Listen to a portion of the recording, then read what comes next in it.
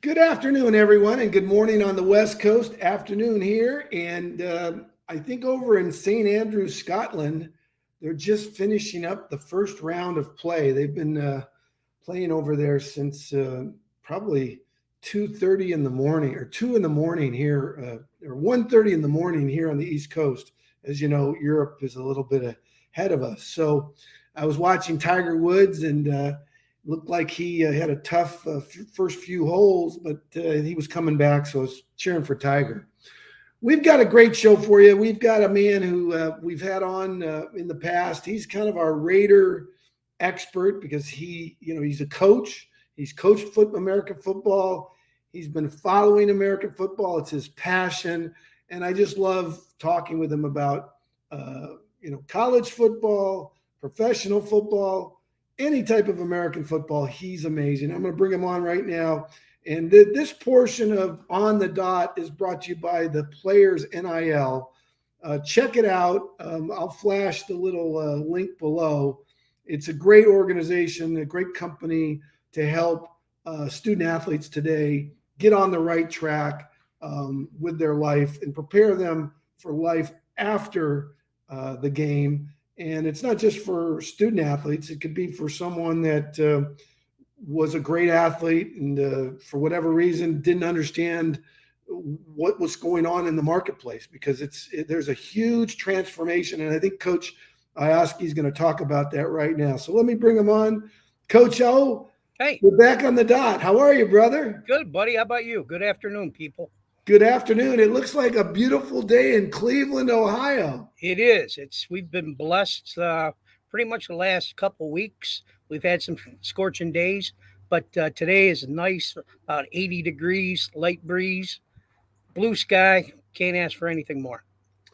Well, Coach O, we're getting close to training camp. The NFL Hall of Fame games coming up with our good friend Cliff Branch, who is getting inducted into the Hall of Fame. And I also heard some great news that Lester Hayes, our friend Lester Hayes, is on the ballot for the next year. And I'm hoping. I just don't understand why Jim Plunkett's not in the Hall of Fame. So maybe you could talk about the Raiders and the upcoming season. So take it away, Coach.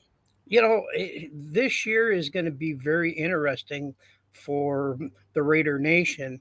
Last year there was the turmoil and the dismissal of head coach John Gruden. There was a lot of turnover in the front office. There's speculation of why that happened. Did Mark Davis poison the team? No one really knows for sure. There are some people, but their mouths are closed. But this year's Raider team is going to be interesting at best. New coach with McDaniels coming in for his second attempt of being a head coach out of three tries now. Don't forget, folks, that he was hired by Indianapolis, and whenever they were making the announcement, he didn't show up and just sent a note saying that I'm not coming. I'm going to stay in New England with Coach Belichick. So, is there an empty book about Josh? Yes. Uh, there's a lot of stuff that's written, but right now it's in invisible ink. So, you know, like the rest of the Raider Nation and just the NFL people in general, it's have to wait to see if the ink comes out and what it says. They did go out and spend money to get Devontae Adams to keep David Carr happy. Uh, they are switching the defense back to a traditional 4-3, which lets Crosby get a little more range. They still lack in the linebacker and defensive back uh, territory. So it's going to be different. But with this new coaching staff coming in, it's a coin flip. Even put it this way, to use the Big Bang TV show anecdote, it's Schrodinger's cat. It's in the box, but you don't know if it's dead or alive. Well, yeah, Coach. It's there's always musical chairs that go on with teams in the National Football League, and the Raiders are no exception. Um, there was a big announcement earlier this week. They're the first NFL team to hire a woman African American president. Sandra Douglas Morgan was hired as president. What are your thoughts about her getting that position with the Raiders? I think it's great, not only for the Raiders, but for African American women and women in general to be held in such high esteem that she has the ability to be given this opportunity. Um, you look at Bruce Arians had a female football coach with him down in Tampa Bay. There was also another female coach in San Francisco. Cleveland had a female in the front office. So there are females that know the sports world and they know it better than guys. So I'm very proud for these women and their accolades and what they've been able to accomplish. And I only hope the best for her. I mean, yes, the Silver and Black is a tough organization. We all know that. But you know what? Sometimes you just got to turn the page and hope that the next lines are better. Well, it's speaking of amazing women. I just got a note here. I'll show it. I'll post it up here. It's Forzana. Forzana is a friend of mine who lives in England, in London, and we met on the Clubhouse last year, and it's her birthday today. So happy birthday, Forzana, who's just an amazing woman. She taught me a lot about cannabis and how it's growing in England, and she's one of the leaders in medicinal use of cannabis. So Forzana, happy birthday. And she's an amazing woman. And again, congratulations to Sandra Douglas Morgan as the new president for the Raiders. Mm-hmm. Coach, defensive coordinator Patrick Graham, I really believe he is going to be a key component because, as you know, Coach, if the team can hold the opponent to few touchdowns, few field goals, if the score is low, you're always in the game. And we say defense wins championships. What are your thoughts about the new defensive coordinator, Patrick Graham, and what do you know about him? I really don't know anything major about him other than this is his first major position within the professional leagues. Now, in saying, excuse me, in saying that, I don't know if he's going to be a player's coach or a coach's coach. And we all know that you got to kind of blend it in with both because these players are being paid a boatload of cash. And yes, it's a team, but unfortunately, in the word team, there's an M and an E, and that spells me. So there's a lot of me's also out on that field and on the sideline. So I really want to see how he bonds through training camp and with the Hall of Fame game coming up in 3 weeks. It's going to be interesting to see how these guys are gelling with this new staff. And, how does Max Crosby get people together on the defensive side to keep them tight? How does Tourig come in to try and get the defensive backfield together and everybody in one sync? So, I don't want to say that, this is a beautiful song and I enjoy the melody.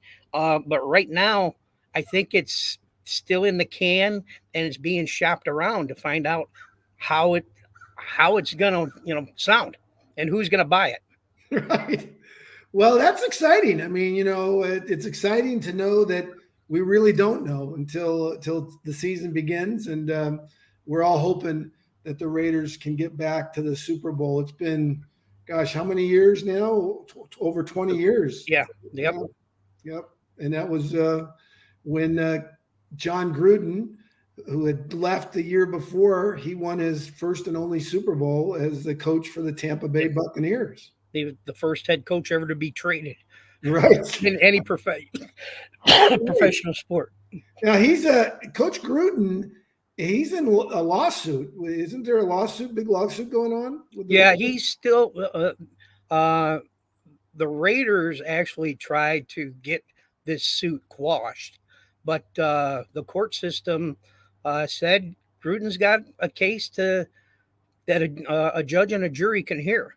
So, and it's still boiling down to what happened with the Redskins and their incident and the emails that John had with the Redskins front office and that. And I just saw this morning that Dan Snyder, the owner of the Redskins, his lawyer said they don't care if the NFL subpoenas him, that he's not going to testify.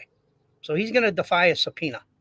So kind of sounds like what's going on in Washington with the yeah. But it's like, okay, are you going to live in France for the rest of your life then and have your wife run the team or what? I don't understand. It's like you kind of equate it to Deshaun Watson. He had 24 accusers, and of the 24, you make a deal with 20 of them. After you say, I'm not going to make any deals, that I'm going to take it to court. And 2 weeks later, 20 of them got cash. Snyder says, yeah, I'll talk, but I'm going to be in France. And my lawyer says she has to be with me when you're questioning me. And we get to pick the questions that you get to ask. It's like, come on. Somebody, I wasn't born under a rock, but I turned this one over and it ain't pretty. Well, you'd think, one of the great things about today, Coach, is we know you're there in Ohio. I'm here in New York. Someone could be in France. We've got a friend that, as I said, Forzana, happy birthday. She's listening from London, England. Right. Another friend, Rob Jacobs, who's there in Lake Tahoe, California. I mean, we're now in a time where if you want to have a hearing, you can do virtual hearings. So I don't care where Dan Snyder is. I mean, he can log on from anywhere, right? Well, yeah, but his thing was, I'm on vacation. Well, you've been on vacation since the end of June.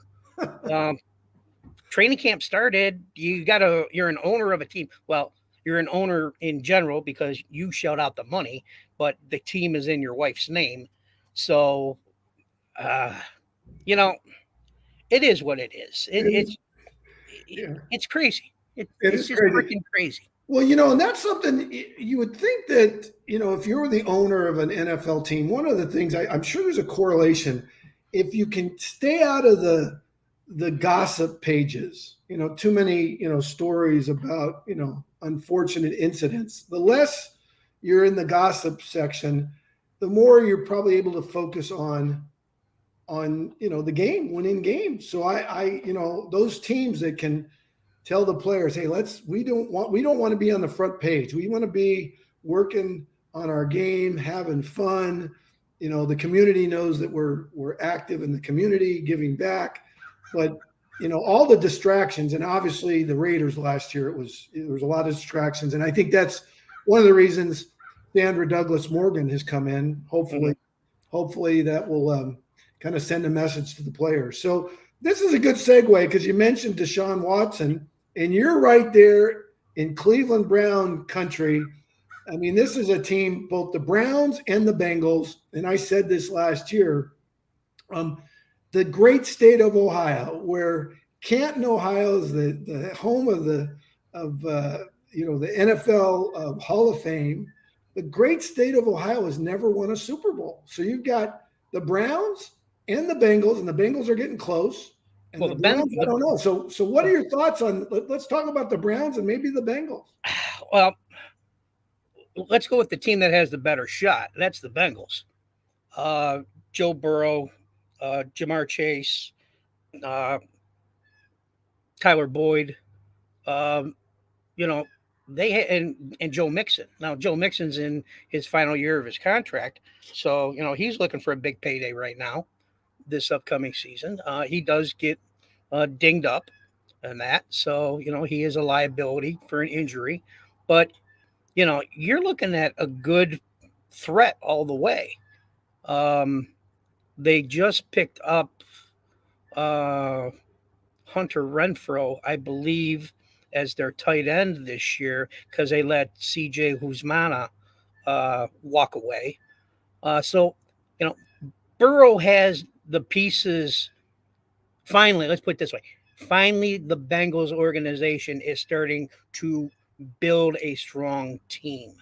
Uh, they started shoring up their offensive line for this upcoming season because they were a sieve the last 2 years, and that's how Burrow got beat up. Uh, so the Bengals are now understanding how to build a winning culture, and for them to get into the playoffs and make statement games when they needed to. Uh, that puts a lot of faith not only in the upper office but in the players' minds themselves that we got a good thing and don't screw it up. Now you go to the Browns or the Clowns, as I call them. You have a front office that thinks they know everything. They blatantly lied to Baker. And Baker, I'll be honest with you, was not a good quarterback. He is an average quarterback. Um, they made the mistake of drafting him number one, but that's back uh, whenever the gentleman that came from Kansas City was our general manager. Uh, he's the one that's was coy about everything and comes out and the Cleveland Browns picked with the number one selection Baker Mayfield, and probably half the city of Cleveland's jaws hit the ground because they couldn't believe it. Um, so they lied to them. They have a two-headed monster in Chubb and uh, I forget the other running back's name right now. But so they're good with that.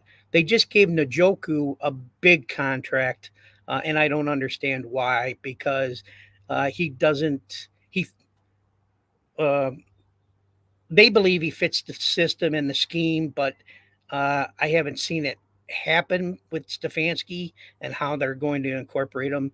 OBJ fiasco that was another killer. Um, they let Landry walk. Now Donovan People Jones is coming up in his third season. Uh, it's it's just crazy. And then they go out and sit there and say, "Yeah, we're going to trade for Deshaun Jackson and give away 4 first-round picks, and we're going to guarantee him $230 million." But yet we don't know if he's going to play this season. It's like Deshaun Watson, not Watson. Jackson. I'm sorry, Wow. Deshaun Watson. But Well, it's like, there is a great receiver named Deshaun Jackson. yeah. But it's just like, why are you doing this to the fan base of Cleveland, which is known to be one of the top fan bases in the NFL? I mean, even with Baker Mayfield in the news, he had his conference yesterday down in Carolina, and he sat there. He says, I got nothing against the fan base." He goes, "The fan base is a total real fan base. They care about their Browns." He goes, "And I feel sorry for him." He goes, "But he has no love loss for the fans. His love loss is within the front office." Mm-hmm. So, Well, we just, I guess, hope for the best for the Browns and the city of Cleveland because it is a great sports town and they've loved their Browns, and I think it's been since 1964 that they right, won their last championship, and that was before the Super Bowl. And correct. my former coach at Stanford, Paul Wiggin, was on that team, and with Jim Brown. Yep. Yep. But, So 1964. It's been a long time. Well, let's go to Los Angeles, and the coach that I said 3-4 years ago, he's the best young coach in my opinion in the National Football League, and they won the Super Bowl last year. The Los Angeles Rams What are your thoughts? Are they going to be back for another run to the Super Bowl? I think that they're the odds-on favorite to get there. Um, who do I see that could possibly be in their way? Uh, sure, you can never count out Tampa Bay. Uh, you can uh, look to what's going to happen in Dallas. Who's going to show up? Uh, is this Mike McCarthy's swan song? Get into the playoffs and win a playoff game, or you're going to get whacked, in the middle of the season because you already got 6 losses. Um, that's an interesting concept.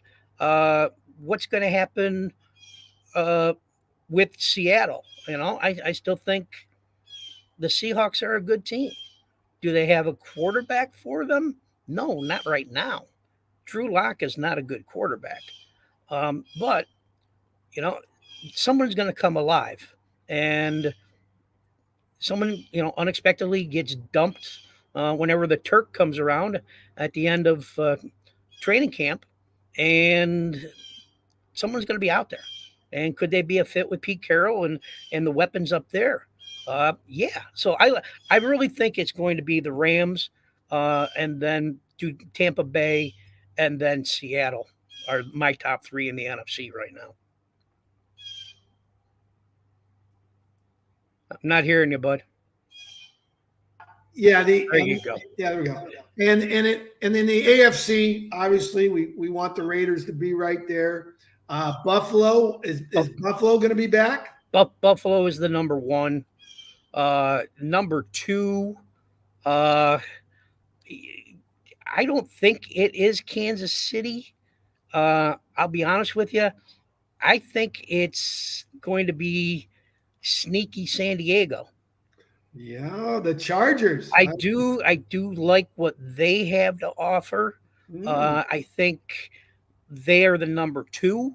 You could probably then put Cincinnati and Kansas City tied at 3. The Raiders, will they make the playoffs? I hope so. Will they win the division? I don't think so.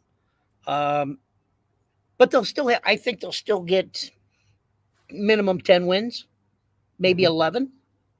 So that's enough to get them in. Yeah. But I think San Diego will win the tiebreaker against Kansas City. Yeah. What about the Titans? Are the Titans going to be back with Tannehill and company?